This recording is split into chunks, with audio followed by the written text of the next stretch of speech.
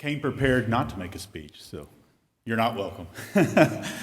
Good morning, everybody. It is such an honor to be here. I have to echo the good words, Senator Rapper. Anybody here could be the convention president. We're here as a group. And I'll just tell you, I came down those stairs yesterday evening, and it was like deja vu. I think I texted Mike this last night. I said, last time I came down that stairs 7 years ago, my good friends Josh Burkeen and Tom Coburn were at the bottom of the stairs just visiting and waving at me as I came down. I was like, it's just it almost feels like God was in it there and God is in this today. And I just really am honored to be here with you. I did bring a little book, not much show and tell, but Oklahoma is a very unique state, I must say.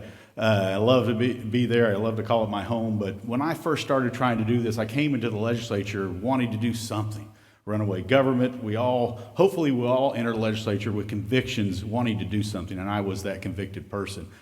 I was told about nullification and all these crazy ideas from some of my crazy right radical friends that would, I think, haul muskets to the Capitol and start firing shots in the air to control the runaway government. But yet when it came to Article 5, they turned chicken and ran to the hills. I never have understood that. I don't understand it today. How can you be afraid of a constitutional provision? You can nullify things, you can interposition, you can do all of these things, these radical things, but the one provision besides the 17th Amendment, thank you, Senator, that the founders gave us is right there in black and white for us to use. And this is our time to use that. And I agree with Mark that we are setting the stage for something really big, I think.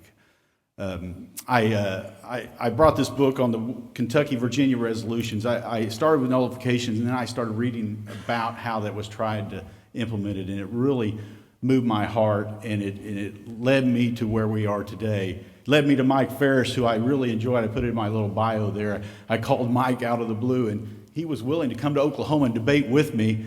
I hope the cleat marks are off of your shoulders by now, Mike, but I mean, he was so helpful to me in Oklahoma. And then I convinced my good friend Tom Coburn, who actually had become convinced of Article 5, to go around the state and help me as well. And I miss him every day. And we together wrote a book called Smashing DC Monopoly. You might have heard of this. And originally wrote that book from the state legislative perspective, my perspective. But some of my good friends, including Tom, convinced me that if we're going to convince all of you guys to do this, maybe you don't want to hear what I have to say. Maybe you want to hear what Dr. Coburn has to say. So that's what that was about. So I'd be honored to serve with you, president or not president. So thank you for the time. It can be done. It will be effective. So I think there are people who've never even heard of it that are going to see this and be impressed. And I think that builds enthusiasm. This is the defining moment and the last opportunity to get our republic right. We need a solution as big as the problem.